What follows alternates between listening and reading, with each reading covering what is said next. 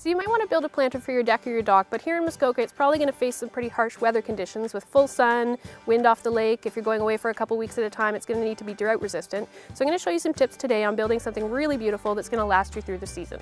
So the first thing you need to do is choose a container. Both of these are great options. This one's cedar, this one's resin. Both of them are going to weather very well.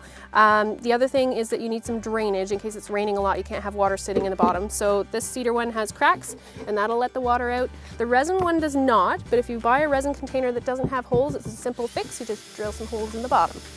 So I chose some grasses today because they're really hardy. They'll withstand a lot of wind, full sun, they'll withstand drought conditions. Essentially they're a weed, so they'll grow in just about anything, but at the same time they're really beautiful. And if you choose a few different varieties, it can give a really nice mixture. The other nice thing about grasses is that a lot of them are perennial, and so once they've done their duty in your planter this year, you can plant them in your garden and they'll come back next year.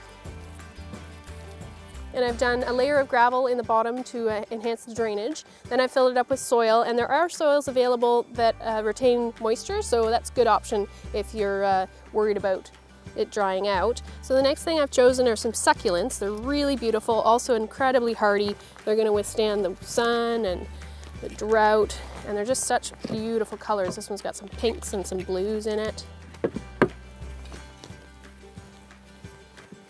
All right, and the last step is to add some annual flowering plants to add some color. And again, you want them to be not too tall so they don't get tossed around by the wind too much, and tolerant to the sun and all that sort of thing. So there's a trailing one that's going to come over the front here. That's going to trail down really nicely. And some blue pansies in the back.